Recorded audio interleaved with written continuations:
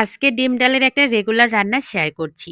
দেখবেন ডিম ডালের এই তরকারিটা রান্না করলে মাছ মাংসের স্বাদকেও হার মানাবে। এই তরকারিটা গরম ভাতের সাথে খেতে তো ভালো লাগেই, পাশাপাশি রুটি কিংবা পরোটা দিয়ে খেতে তার থেকেও বেশি মজা লাগে। রান্নার পদ্ধতিটা একদম সহজ, ঘরে থাকা সব উপকরণ দিয়ে রান্নাটা করে নিতে পারবেন। তো প্রথমে একটা বাটির মধ্যে আমি নিয়েছি পেঁয়াজ কুচি, কাঁচামরিচ কুচি, অল্প একটু হলুদের গুঁড়া আর স্বাদ মতো লবণ দিয়ে প্রথমে ভালো করে মাখিয়ে নিচ্ছি। এরপরে আমি ৩ টা ডিম এর মধ্যে ভেঙে দিয়ে দিচ্ছি। ডিমের পরিমাণটা আপনারা আপনাদের পরিবারের সদস্য সংখ্যা অনুযায়ী কমিয়ে বাড়িয়ে ব্যবহার করবেন। একটা কাঁটা চামচ দিয়ে ডিমের মিশ্রণটাকে আমি ভালো করে ফেটিয়ে নিলাম। এখন আমি ডিমটাকে অমলেট করে নিব। এজন্য একটা কড়াইয়ের মধ্যে পর্যাপ্ত পরিমাণ দিয়ে দিলাম সয়াবিন তেল। গরম তেলের মধ্যে মাখিয়ে রাখা সেই ডিমের মিশ্রণটা দিয়ে দিলাম। প্রথমে ডিমটাকে ভালো করে অমলেট করে নিচ্ছি। এক পাশটা ভাজা হয়ে গিয়েছে, এবার ফোল্ড করে নিয়ে ছোট ছোট টুকরা করে কেটে নিচ্ছি।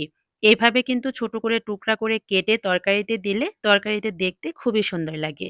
ডিমগুলোকে ভালো করে কড়া করে ভেজে নিচ্ছি। এরপর একটা বাটির মধ্যে সেই ডিমের টুকরাগুলো উঠিয়ে নিলাম। চুলাটা বন্ধ করে দিয়েছি।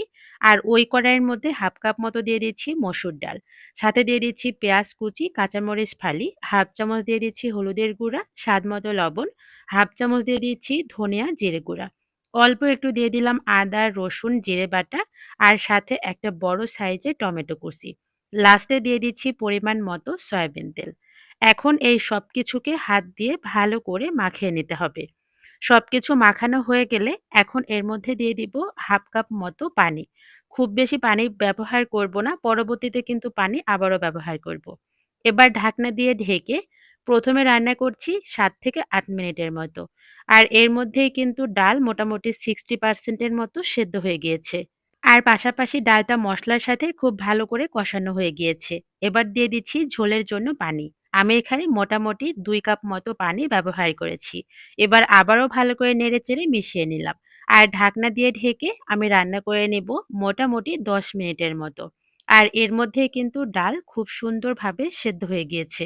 এবার ঢাকনাটা খুলে নিচ্ছি। আর সেই তরকারির মধ্যে আগে থেকেই যে ভেজে রাখলাম, সেই ভেজে রাখা ডিমের টুকরাগুলো দিয়ে দিচ্ছি। ডিমের টুকরাগুলো দিয়ে তরকারির সাথে ভালো করে নেড়েচেড়ে মিশিয়ে নিব। আর ঢাকনা দিয়ে ঢেকে মোটামুটি ৩ থেকে ৪ মিনিটের মতো রান্না করে নিব। যেহেতু ডিমটা ভাজি করা, তাই খুব বেশি কিন্তু সময় লাগবে না। তো আমার তরকারিটা হয়ে গিয়েছে। এখন লাস্টে দিয়ে দিচ্ছি সামান্য একটু গরম মসলা গুঁড়া। এই গরম মসলা গুঁড়াটা অবশ্যই দিতে হবে। তাহলে কিন্তু তরকারিটা অনেক বেশি ফ্লেভারফুল হয় আর খেতেও অনেক বেশি মজার হয়। তো তরকারিটা আমার হয়ে গিয়েছে। এই তরকারিটা গরম ভাতের পাশাপাশি রুটি, পরোটা দিয়ে খেতে অনেক বেশি মজা লাগে। একদিন হলেও রেসিপিটি ট্রাই করে দেখতে পারেন। আশা করছি আপনাদের কাছেও ভালো লাগবে। তো সবাই ভালো থাকবেন। আমার আজকের ভিডিওটা আপনার কাছে কেমন লাগলো একটা কমেন্টস করে কিন্তু জানাতে ভুলবেন না। আল্লাহ হাফেজ।